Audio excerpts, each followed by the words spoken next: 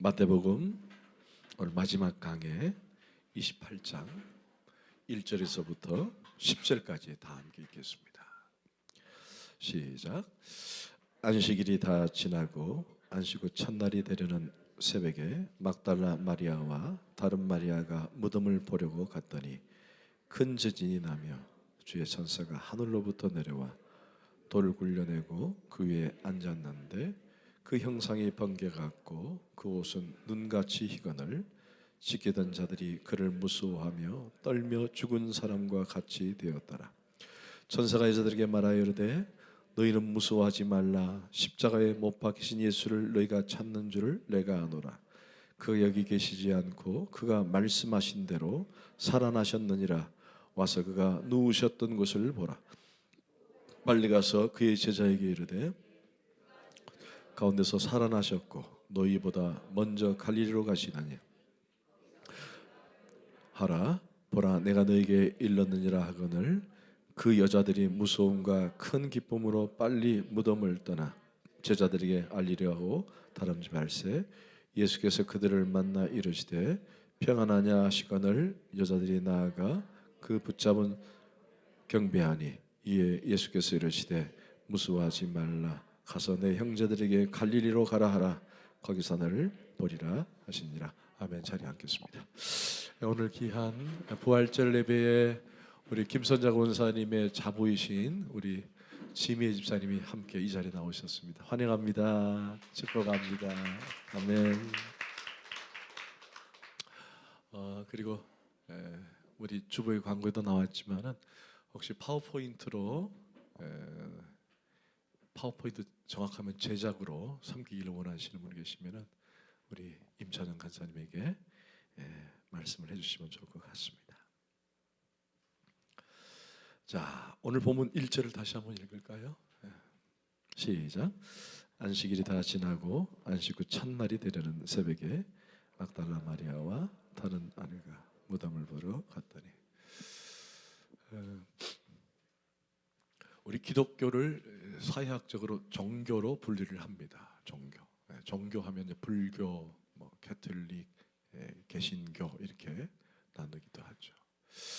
사실은 종교의 그 특징이라고 하는 말은 말 그대로 어떻게 하면 인류에게 덕을 끼칠 것인가, 결국 가르침에 대한 얘기입니다.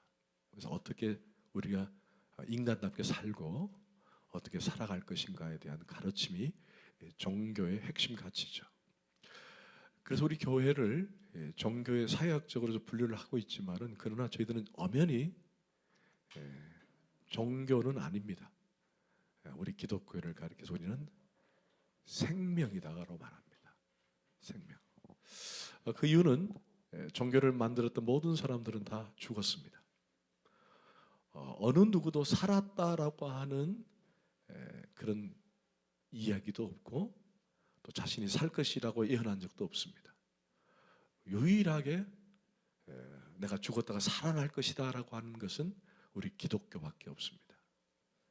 그래서 우리 기독교를 가리켜서 우리는 생명이다, 살아있다 그렇게 설명을 하는 것입니다. 그런데 이와 동시에 우리가 왜 일요일인 주일을 지키게 됐느냐라고 한다면은 그 성경의 근거를 오늘 본문에서 두기도 합니다. 여러분, 안식일이 다 지나고 안식 후 첫날 이렇게 되어 있습니다. 여러분, 안식 후 첫날 뭐가 이루어졌다는 거죠? 예수 그리스도가 부활하셨다는 것입니다. 원래는 유대교 전통에 따라서 안식일 토요일 날 하나님께 예배를 드리고 제사를 지내게 됩니다.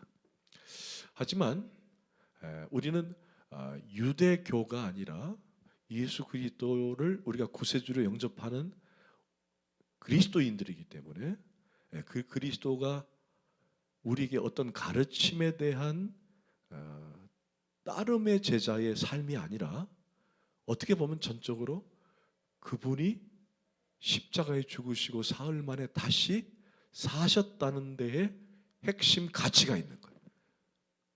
기독교는 그겁니다. 기독교는 말 그대로 가르침을 따르는 종교가 아니라 살아있는 종교예요. 예수 그리스도가 부활하셨다. 근데 그게 언제 부활했느냐? 안식 후 첫날이다. 과거에 로마가 기독교를 국교로 인정할 때 그때 당시에는 태양신을 섬기고 있었어요. 그게 바로 썬데이입니다. 썬데이. 지금의 일요일이죠.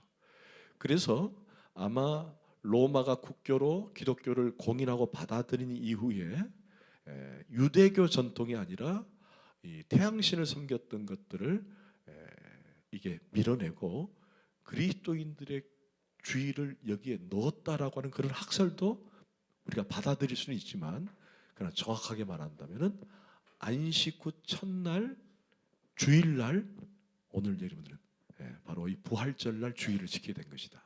여러분들이 주일을 예배를 드리는 첫 번째 목적은 바로 예수 그리스도의 부활을 기뻐하는 날이 되는 거예요. 여러분, 고난주간은 보통 우리가 한 일주일 정도 지내지 않습니까? 그런데 부활주일은 52주를 지내는 거예요. 아멘.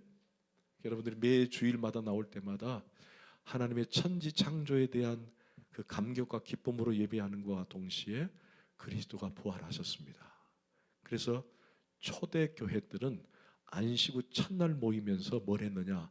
그리스도의 부활을 높였던 거예요.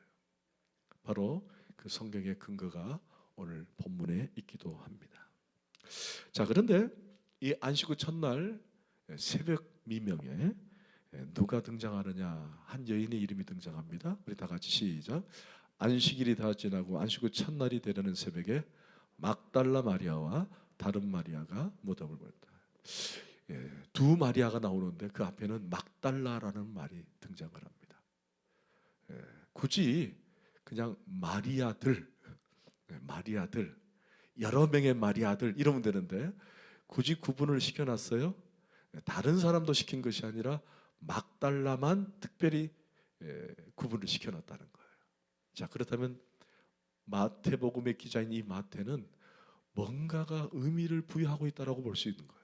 자, 막달라 마리아. 도대체 왜 그랬을까? 막달라 마리아.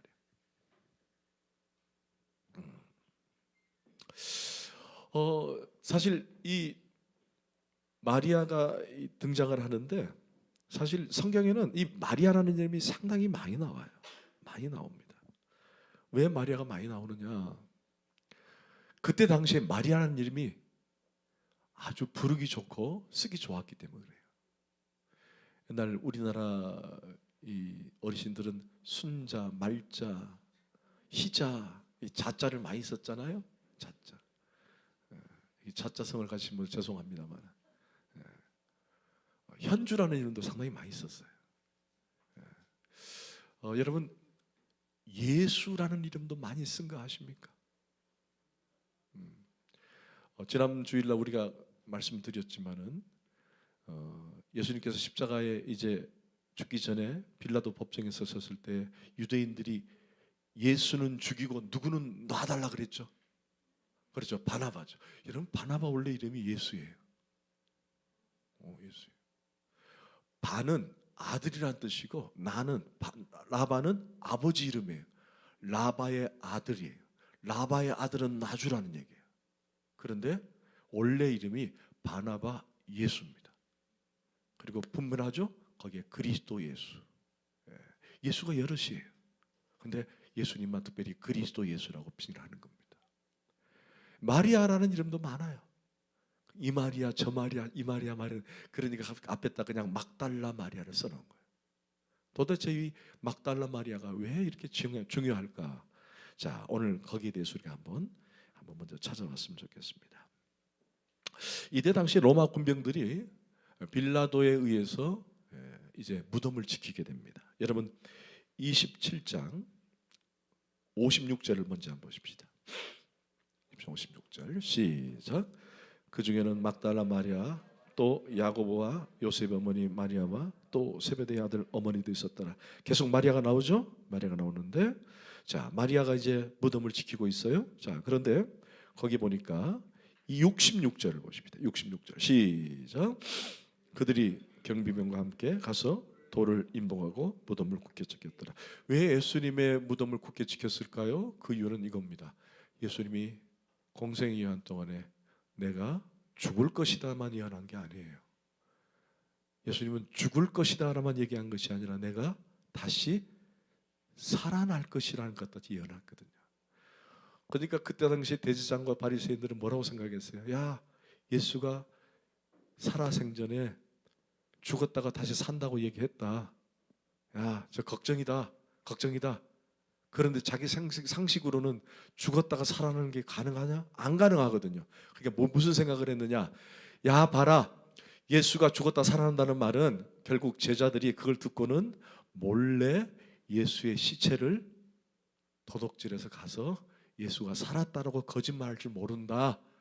그러니 빌라도를 시켜가지고 무덤에 인봉 도장을 찍어서 아무도 접근하지 못하게 만들어달라. 바로 그게 대제사장과 바리새인들의 요청이었어요. 요청이었습니다. 여러분,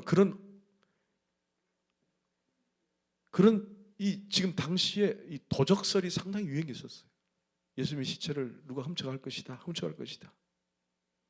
그래서 그것을 방지하기 위해서 이제 로마 황제의 이름을 빌려서 인목을 치는 거예요.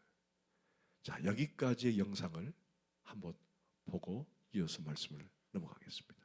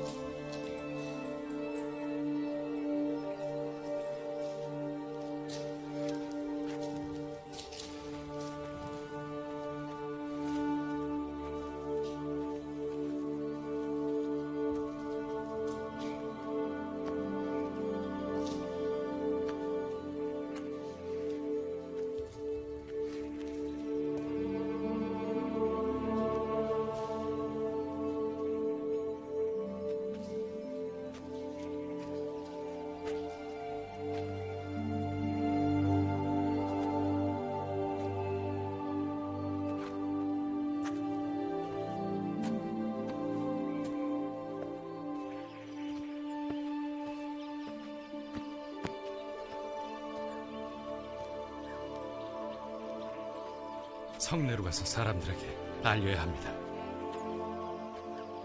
함께 가시죠.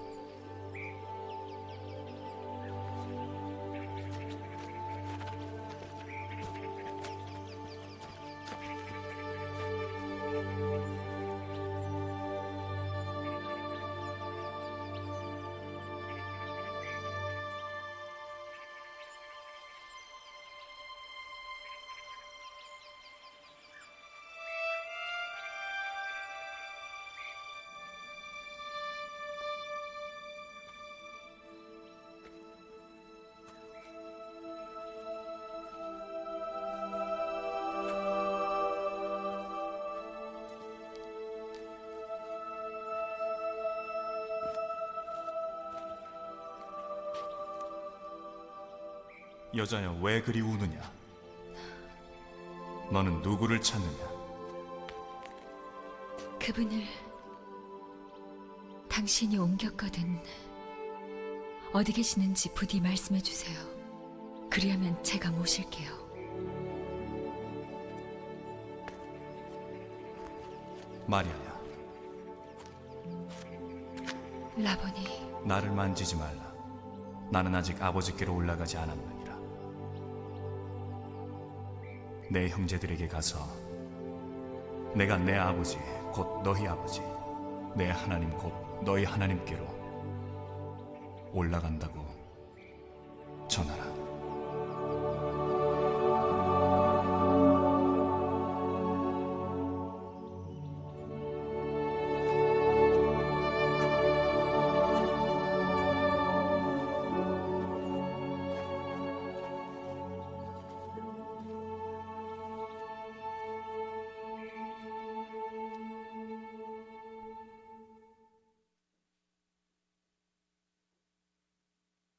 왜 마리아, 막달라 마리아일까라고 하는 것이 오늘 첫 번째 주제입니다.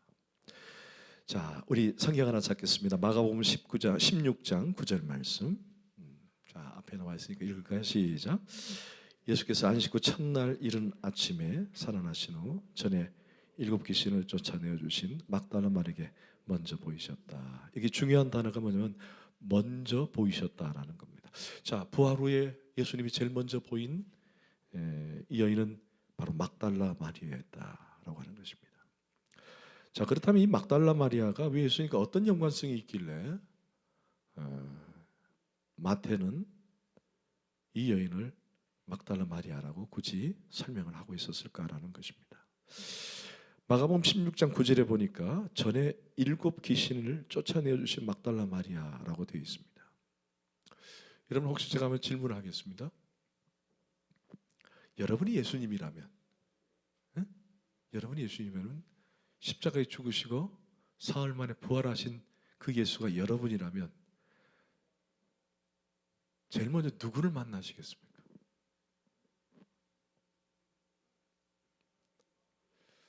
내가 예수라면 누구를 만날까? 내가 부활했는데. 저는요, 제가 생각해 보세요. 제가 만약에 예수님 입장이라면 부활해서 내가 누구를 만날까 한번 고민해 봤어요. 생각해 봤어요. 제자들이 아닐까요? 제자들일 것 같아요.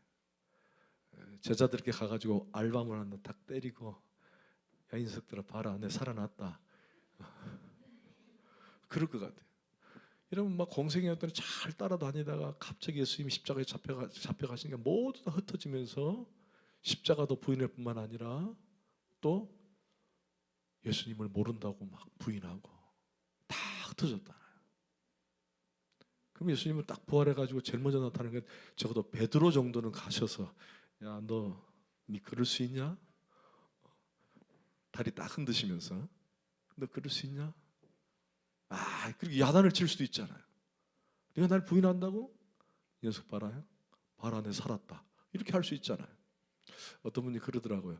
여러분, 베드로 뜻이 뭐예요? 베드로 반석이잖아요. 돌이잖아요. 돌. 아무리 설명해도 베드로는 아마 머리가 나빠서 이해를 못했을 것이다. 그래서 안 보여줬다. 그렇게 이제 얘기하기도 합니다만. 여하튼 적어도 제 입장이라면은 예수님은 아마 제자들에게 가지 않았을까라고 하는 거예요. 그런데 왜 굳이 먼저 마리아에게 보이셨을까? 제일 먼저 이것입니다. 자, 그걸 찾기 위해서 오늘 마가복음 16장 9절에 보니까 전에 7 귀신을 쫓아내어 주신 이라고 되어 있습니다. 자, 오늘 이게 관련 성경을 한번 찾겠습니다. 누가복음 8장 1절에서 2절까지 말씀이에요. 자, 다 같이 읽겠습니다. 시작. 그 후에 예수께서 각 성과 마을에 두루다니시며 하나님의 나라를 선포하시며 그 복음을 전하실새 12 제자가 함께하였고, 또한 악귀를 쫓아내심과 병 고침을 받은 어떤 여자들 곧 7 귀신이 나간 자 막달라인이라 하는 마리아와, 아까 설명을 제가 들여다 말았습니다. 막달라는 이름이 아닙니다. 막달라 마리아 하니까 막달라의 전체 이름이 아닙니다. 막달라는 말 그대로 동네 이름이에요. 동네 이름. 막달라에 사는 사람 마리아. 하도 이 마리아가 많으니까 앞에 마리아라고 하는 이름, 바로 이 막달라가 동네 이름을 말합니다. 자, 그러면 이 누가복음 8장 2절에서 우리가 확인할 수 있는 방법은 뭐냐? 왜 막달라 마리아에게 보이셨을까? 그 이유는 딱 한 가지예요. 그것은 바로 이 여인이 예수 그리스도의 은혜를 입었기 때문입니다. 은혜를 입었기 때문에. 이 여인은 원래 귀신 들렸었어요. 근데 귀신 들렸었는데 주님을 만나고 건강과 자유와 또 새로운 하나님의 은혜를 경험하게 된 것입니다. 자, 그래서 3절을 한번 보실까요? 3절 시작. 헤롯의 정청 3절. 누가복음 8장 3절. 기록이 안 돼 있습니까? 안 돼 있어요. 자, 그럼 누가복음 8장 3절 다 함께 여십시다.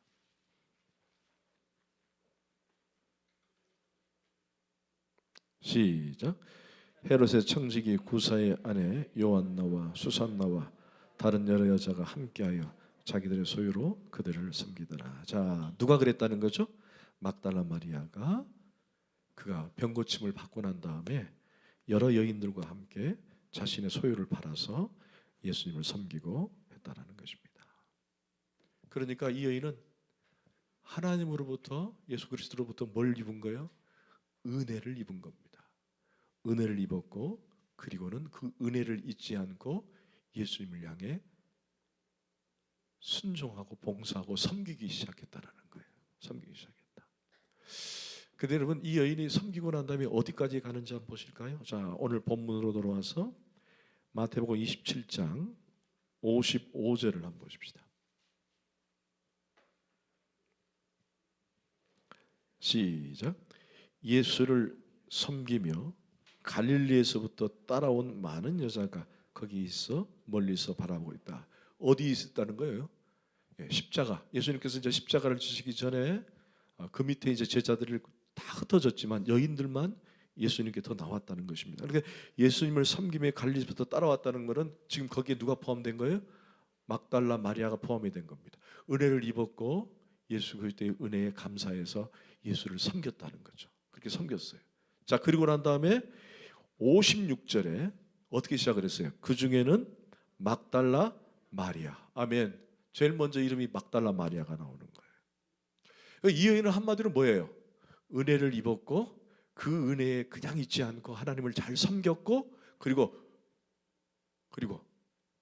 중요한 거 십자가에까지 따라왔다는 거예요. 가까이 따라왔다는 거예요. 은혜를 입었다는 것, 은혜를 입고 거기로 끝나는 것이 아니라 어떻게 했어요? 하나님께 잘 섬겼다는 거예요.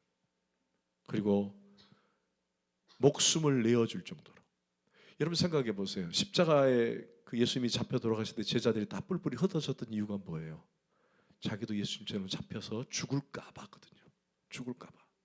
그런데 이 여인은 자기가 죽더라도 예수와 함께 죽겠다는 각오로 예수의 십자가까지 가까이 왔다는 거예요.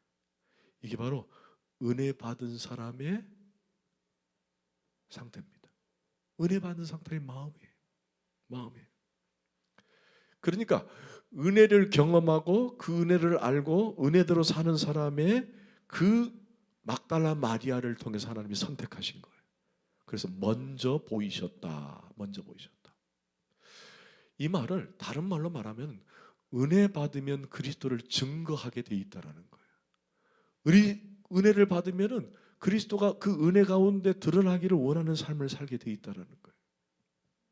여러분, 증인이라는 말은 말 그대로 법정에서 말하는 사람을 말하는 거예요. 말한다는 말은 증인이라는 얘기예요. 이 여인이 제자들이 쫓아가서 그리스도가 사셨다라고 말할 수 있었던 것은 이 여인이 증인이었다는 것입니다. 근데 그 증인된 삶을 예수님이 첫 번째 이 여인을 먼저 선택했다는 게 중요하다는 거예요. 왜 선택했느냐? 이 여인은 은혜를 알았고 그 은혜의 삶을 살았고 그 은혜 아래서 모든 일도 능히 감당하는 힘을 얻었기 때문에 예수 그리스도가 이 여인을 선택했다라고 성경은 말하는 것입니다. 여러분, 오늘 부활절을 맞이해서 여러분들이 그리스도를 증거하고 그리스도를 높이는 것은 다 은혜를 입었기 때문인 줄 믿습니다. 은혜를 입었기 때문에. 만약에 은혜를 입지 못하면요, 그리스도가 부활했다 증거할 수가 없어요. 그러나 그리스도가 부활했다는 사실을 아는 사람들, 증거하는 사람들은 모두 다 은혜를 아는 자들이에요. 그러면 제가 도전합니다. 여러분, 우리는 무엇으로 살아야 되느냐? 무엇으로 살아야 할까요? 그렇죠. 은혜로 사는 거예요. 은혜를 입고 은혜로 살려고 하는 사람은 그리스도를 드러내려고 하는 사람들이에요. 은혜 아니면 내가 살아갈 수 없다라고 고백하는 자들이, 그게 바로 은혜를 아는 자들이에요. 은혜를 알아야 합니다. 그런데 어떤 문제가 있느냐? 전혀 은혜를 구하지 않고 은혜를 입으려 하지 않는 사람들이 있다는 거예요. 그게 문제예요. 그런데 더 문제인 사람이 있습니다. 그게 뭐냐? 은혜를 알고 있음에도 불구하고 그리스도를 증거하지 못하는, 부활절을 증거하지 못하는 것이 문제라는 것입니다. 그래서 내가 신앙한다, 내가 신앙생활한다라는 것은 결국 내가 끊임없이 내가 은혜 아래 살면서 그 은혜로 내 삶을 살아드리느냐에 대한 싸움이에요. 내가 신앙한다는 것은 내가 은혜를 늘 품고 은혜를 받아들이면서 그 은혜로 살고자 몸부림치는 것, 그 신앙생활이라는 거예요. 그 중요한 것은 여러분들이 은혜를 입기를 원하고 은혜를 구하고 은혜로 살기로 작정하는 것, 그것이 바로 부활 성도의 삶이 되는 거예요. 여러분 2절을 한번 보십시오.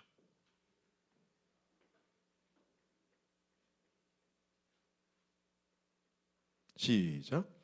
큰 지진이 나며 주의 천사가 하늘로부터 내려와 돌을 굴려내기 위하여 앉았더라. 자, 그러니까 예수님은 먼저 이 여인에게 나타난 것은 바로 은혜를 알고 은혜대로 살았고 은혜를 위해 사는 자였기 때문에 예수님이 나타난 거예요. 자, 그런데 큰 지진이 나서 돌이 굴려집니다.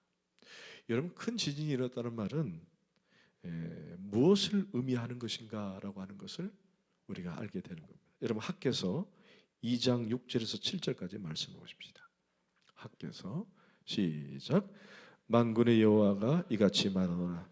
조금 있으면 내가 하늘과 땅과 바다와 육지를 진동시킬 것이요 또한 모든 나라를 진동시킬 것이며 모든 나라의 법에가 이르니 내가 이 성전에 영광이 충만하게 하리라. 만군의 여호와의 말이니라. 여러분, 그 밑에 각주에 보면은 만국에 사모하는 것, 이게 바로 보배라는 뜻을 갖고 있습니다. 보배라는 말은 만국이 사모하는 것으로 되어 있습니다. 사모하는 것. 그러니까 이 사모한다라는 것이 뭐냐? 바로 보배라는 거예요. 이 보배가 뭐냐? 뭘 의미하느냐라는 것이 중요합니다. 여러분, 보배가 뭘 의미할까요? 보배이신 예수 그리스도를 의미하는 거예요. 자, 그러면 학개는 뭘 얘기한 걸까요? 학개는 바로 이 새벽 미명에 지진이 일어나서 무덤이 열리고 그리스도가 일어날 것이라는 사실을 예언한 겁니다. 학개서를 통해서. 결국 진동은 일종의 신의 현현입니다. 하나님이 나타날 때 이렇게 진동을 통해서 나타나는 거예요. 자, 그럼 여기서 한 가지 우리가 진리를 발견해요. 여러분, 본문 2절로 보십시다. 시작. 큰 지진이 나며 주의 천사가 하늘로부터 내려와 돌을 굴려내고 그 위에 앉았더라. 자, 돌을 굴려냈다, 지진이 터졌다, 진동이 일어났다. 그러면 여기서 한 가지 중요한 것, 그것은 바로 그리스도의 부활은 모두 다 수동태라는 것입니다. 예수 그리스도가 죽은 상태에서 진동을 일으키고 돌문을 열었다는 게 아니라 철저하게 부활은 수동태라는 거예요. 뭘 의미하느냐? 부활은 하나님이 하신 거예요. 부활은 예수 그리스도가 죽은 상태에서 내가 부활할 거다가 아니라 아버지 하나님께서 그리스도를 일으킨 사건이 부활절이에요. 아멘. 그래서 우리에게 은혜가 있는 거예요. 그리스도를 부활의 첫 열매로 만드신 것은 아버지 하나님이신 거예요. 그러면 그리스도가 부활의 첫 열매가 되었다는 말은 그 다음에 열매가 있다는 거예요, 없다는 거예요? 있다는 거예요. 그런데 그 열매들이 모두 다 자동적으로 이루어진 것이 아니라 하나님 아버지에 의해서 이루어진다는 것입니다. 그래서 우리가 믿는 하나님이 위대한 거예요. 그 하나님께서 우리를 모두 부활케 하실 거라는 것입니다. 할렐루야. 아멘. 그래서 부활은 항상 수동태예요. 수동형이에요. 하나님 아버지가 그리스도를 우리를 위해서 아낌없이 내어주셨고, 그리고 그분을 죽이셔서 우리를 살리셨고, 우리로 하면 새로운 살기를 여셨어요. 그리고 그걸로 끝난 것이 아니라 그 아버지는 그리스도를 다시 일으키신 거예요. 부활케 하신 거예요. 그래서 우리에게도 부활이 있는 거예요. 할렐루야. 아멘. 자, 그런데 5절을 잠깐 봐요. 5절 시작. 천사가 여자들에게 말하여 이르되 너희는 무서워하지 말라. 십자가에 못 박힌 예수를 너희가 찾는 줄 내가 아노라. 이 여인들은 두려워 떨었어요. 갑자기 예수가 없으니까. 근데 이 여인이 왜 무덤에 왔을까? 보통 이제 시체가 썩으면은 거기에 이제 향유를 바르게 돼 있어요. 우리 보통 이제 입관 예배 드릴 때 보면은 염을 한다 그러잖아요. 염을 한다. 염을 한다. 염을 한다 그러잖아요. 그러니까 시체가 썩는 걸 방지하기 위해서 이제 여인들이 찾아서 거기에 향유를 바르고 시체 방지제를 바르고 들어갔는데, 글쎄 그리스도가 부활하신 거예요. 여러분 얼마나 놀랐겠습니까? 너무 두려운 거예요. 두려운 거예요. 어떻게 죽었던 사람이 일어날 수 있느냐라고 하는 두려움이 생기죠. 근데 항상 예수님은 이렇게 두려움에 떠는 자들을 향해서 늘 말씀해 주는 게 대목이 바로 이런 대목이에요. 두려워하지 말라라는 것입니다. 두려워하지 말라. 두려워하지 말라. 어떤 목사님이 하도 심심해가지고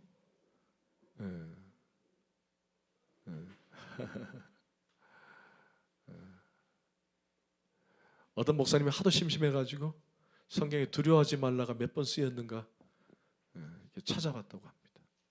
찾아봤다. 여러분 그렇다고 또 집에 가서 또 여러분 찾아보지 마시기 바랍니다. 이분이 하셨으니까 굳이 여러분들 수고를 덜어준 거예요. 두려워하지 말라는 말이 성경에 365번이 나오더래요. 이 뭐와 비슷해요? 1년 365일하고 똑같죠. 이게 무슨 말일까요? 인간은 매일매일 두려워한다는 거예요. 매일매일 두려워한다는 거예요. 자고 일어나면 또 두려워하고 또 두려워하고. 그 인간의 상태를 아시는 하나님께서 매일매일 우리에게 들려주고 싶은 메시지가 뭐예요? 두려워하지 마라. 두려워하지 마라. 내가 너와 함께하고 있다. 두려워하지 마라. 오늘 이 여인들은 두려움에 떨고 있는 거예요. 어떻게 된 거야? 어떻게 된 거야? 무슨 일이 생기지 않았는가? 근데 예수님은 제자들에게 늘 다가가서 하시는 말씀이 두려워하지 마라. 두려워하지 마라. 동일하게 두려워하지 말라고 말씀하고 계시거든요.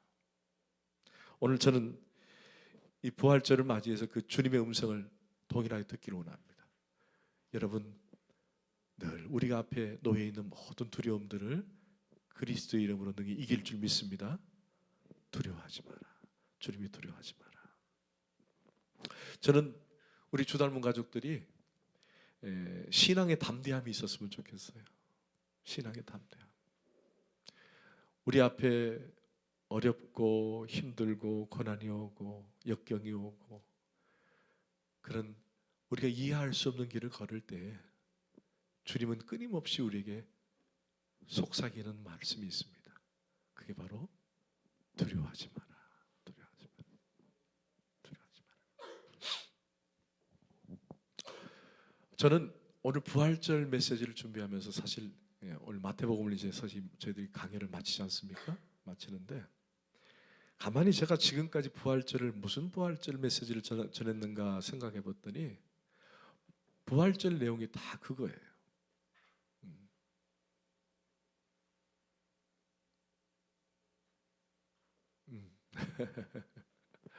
네. 부활절 내용이 다 그거였어요. 부활을 믿으십시오였던 것 같아요. 여러분 부활을 믿으셔야 됩니다. 그리고는 목사님 모든 설교에 뭘 했냐면은 부활의 역사적 증거, 목사의 증인, 뭐 이런 뭐 사실 여기 할을 내서 계속 설교를 했던 것 같아요. 여러분 부활을 믿으라. 근데 여러분 제가 그러고 난 다음에 제가 여러분과 대화를 하다 모두 다 부활을 믿어요. 근데 저는 계속 믿지 못하는가 싶어가고 계속 여러분에게 부활을 믿으라 했던 것 같아요. 그런데 믿으라 했는데 오늘 제가 이 메시지를 준비하면서 느끼는 게 우리 성도들이 부활을 못 믿는 게 아니구나. 부활을 못 믿는 게 아니구나. 그걸 사실을 확신을 해요. 사실을 확신합니다. 그런데 왜 특별한 감동이 없느냐라는 것이 문제예요. 왜 특별한 감동이 없느냐. 믿긴 믿는데 이 부활절에 대한 특별한 감동이 왜 없을까라는 거예요. 여러분 8절을 한번 보십시다. 시작. 그 여자들이 무서움과 큰 기쁨으로 빨리 무덤을 떠나 제자들에게 알리고 다름질한테. 자, 마리아가 예수 그리스도가 부활하셨다는 사실을 알고는 뛰면서 제자들을 향해 갑니다. 뭐 두려움이라는 단어가 이 두려움이라는 큰 무서움이라는 단어는 뭐 어떤 다른 무서움을 뜻하는 것이 아니라 놀람의 극치를 얘기하는 거예요. 놀람의 극치. 근데 거기뿐만 아니라 기쁨으로 빨리 무덤을 떠나 제자들이 알려고 다름질을 하는 거예요. 그럼 도대체 무엇 때문에 이 여인은 기뻐하며 다름질하면서까지 이 부활을 증거하려고 했을까? 왜 이 여인에게 이런 열정이 일어났을까? 거기는 딱 두 가지가 있어요. 그걸 오늘 우리가 결론으로 받았으면 좋겠습니다. 먼저는 예수 그리스도가 죽었다가 다시 사셨다는 사실입니다. 지금까지 마태복음을 강의하면서 오늘 마지막 강의하면서 내용이 그거예요. 예수 그리스도가 죽었다가 다시 살아나셨다라는 겁니다. 아멘. 이걸 믿었다는 거예요. 여러분 이 여인은 예수님께 향유를 바르고 예수의 시체를 닦아주러 갔는데 거기서 문이 열리고 그리스도가 먼저 만나주셨어요. 먼저 만나줬는데 그 먼저 만나줌을 통해서 이 여인은 예수 그리스도가 사셨다는 것을 확신하게 됩니다. 다시 살아나는 것을 확인하게 되는 거예요. 그게 첫 번째 이 여인에게 감동을 주는 이유였습니다. 그런데 거기에 머물렀지 않았다는 거예요. 그것이 뭐냐? 사실 어떻게 보면 마태복음을 마치면서 마태복음의 최종 결론이에요. 제가 지난 시간도 말씀드렸어요. 왜 우리에게 특별한 감동이 없느냐? 왜 부활절을 맞이하면서도 우리에게 감동이 없느냐? 왜 우리에게 감동이 필요하냐? 그거예요. 두 번째 이유는 부활하신 예수 그리스도가 지금도 우리와 함께 계신다는 거예요. 그게 감동이에요. 2000년 전에 그리스도가 부활하시고 승천하시고 끝 이게 아니라 2000년 전에 부활하시고 승천하는 그리스도가 지금도 저와 여러분과 함께 계신다는 거예요. 그래서 우리에게 특별한 부활절을 통해서 감동이 주어지는 거예요. 감동이 주어지는 거예요. 여러분 진정한 부활신앙은 단순하게 그리스도가 다시 사셨다는 것을 믿는 것으로 끝나는 게 아니에요. 다시 한번 더. 진정한 부활신앙은 그리스도가 죽었다가 다시 살아나셨다는 것만 믿는 것이 아니라 그 사신 그리스도가 지금도 나와 함께 하신다라는 사실이에요. 거기까지예요. 그게 바로 부활신앙이에요. 부활신앙.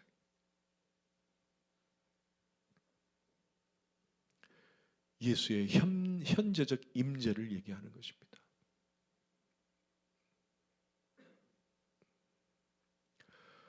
여러분 제가 지난 주일날 설교가 기억이 나시는 분이 계신지 모르겠어요. 마태복음은 임마누엘로 시작을 했어요. 기억나시죠? 마태복음 임마누엘로 시작합니다. 임마누엘 뜻이 뭐죠? 우리와 함께 계신다. 그런데 마태복음이 끝나는 오늘 28장 20절을 다 함께 읽겠습니다. 시작. 내가 너에게 분부한 모든 것을 가르쳐 지키게 하라. 볼지어다 내가 너희와 항상 함께. 누가 하신 메시지예요? 예수님이 하신 거예요. 볼지어다 내가 세상 끝날 때까지 너희와 항상 함께 있으라. 이게 뭐예요? 임마누엘이에요. 그러니까 우리가 부활을 믿는다라는 것은 단순하게 그분이 사셨다라고 하는 것만 믿은 것이 아니라 그 사신 그리스도가 지금도 나와 함께 하신다. 그러니까 감동이 있는 거예요. 다르잖아요? 다르지 않아요, 여러분? 달라도 너무 달라요. 왜 우리가 감동이 없는가? 부활은 믿어요. 근데 예수가 지금 나와 함께 한다는 것이 확신이 안 서기 때문에 감동이 없는 거예요. 부활하신 그리스도가 지금 나와 함께하고 계십니다.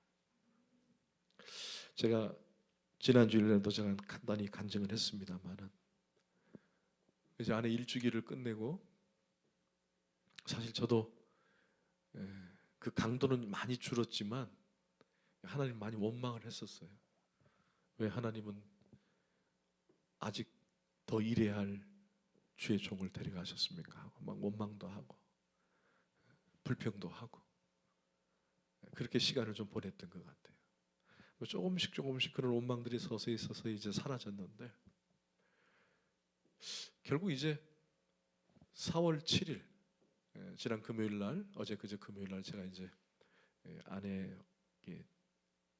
묻혀 있는 곳에 가서 아내랑 교제를 좀 하고 왔어요.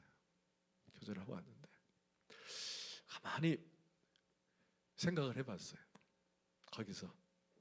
근데 참 저는 이번 고난 주간이 너무 은혜스러운 게 뭐냐면은 그 아내 소천 받고 그 다음 주간이 고난 주간이었거든요. 소천 받고 그 다음 주간. 그러니까 아내에 대한 슬픔을 어느 쪽으로 포커스를 맞추게 하셨냐면은 예수 그리스도의 고난에 포커스를 맞추도록 하나님께서 저를 마음을 이렇게 다듬고 계셨던 거예요. 보통 우리가 그 가장 과도한 슬픔, 가장 과도한 스트레스는 배우자를 잃은 슬픔이라 그러잖아요. 그 슬픔을 저는 큰 충격을 받았어요. 일주일 동안 드러눕거나 아니면은 막 우울하거나 막 그랬어야 되는데 어디에 포커스를 맞췄냐면 그리스도의 고난에 포커스를 맞추니까 아내 소천 생각이 하나도 안 났거든요. 그래서 지난번에 작년에 우리 박 집사가 고난 주간에 나와가지고 목사님 괜찮으세요? 그러더라고요. 어떻게 고난 주간에 특세할 생각을 하셨냐 그러더라고요. 보통 그렇거든요. 못하거든요, 잘. 근데 가만히 생각을 해봤어요. 이번 주간도 고난 주간이 끼어 있는 거예요. 그래서 사실은 이번 주간 아내를 좀 더 묵상하려고 했는데 하나님이 묵상을 하게 아니하시고 예수 그리스도 십자가를 더 묵상하게 하신 거예요. 그래서 아내를 많이 묵상을 못했어요. 저는 그게 은혜라고 생각해요. 만약에 그렇지 않았으면 혼자 우울해가지고 괴로워하거나 아파하거나 그랬을 거예요. 그러면서 제가 깨닫는 게 하나 있었어요.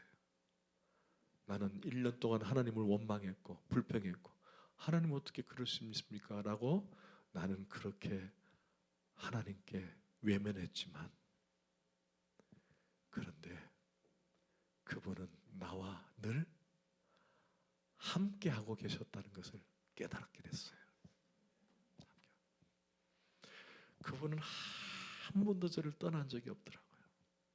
제가 불평할 때도 저 옆에서 저를 안아주시고 제가 짜증을 부릴 때도 그분은 나를 위로해 주시고 말씀으로 위로해 주시고 우리 여러분을 통해서 위로해 주시고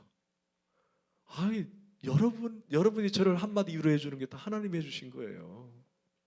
아멘. 제가 굶을까 봐 제가 반찬을 못 먹을까 봐 권사님은 저에게 반찬을 해오셔서 하나님께서 위로를 해주셨어요. 아멘. 전 그렇게 믿습니다. 하나님이 함께 하시는 거예요. 하나님이 함께 하시는 거예요. 그래서 저는 1년 동안 나는 그걸 잃어버리고 살았는데 오늘 마태복음 강해를 끝내면서 정말 제게 도전이 됐던 것은 내가 낙심하거나 내가 아프거나 내가 괴롭거나 내가 힘들고 주저앉을 때 하나님은 그곳에 나와 함께 하셨구나. 아니, 앞으로도 하나님은 나와 함께 하시는 분이시구나. 그래서 마태복음 28장 20절에 내가 너희와 항상 함께 있을 것이다. 부활은 그리스도가 사셨다는 것만 믿는 것이 아니라 그 사신 그리스도가 지금 나와 함께 하신다는 것, 이게 바로 부활 신앙이라는 거예요. 기도합시다.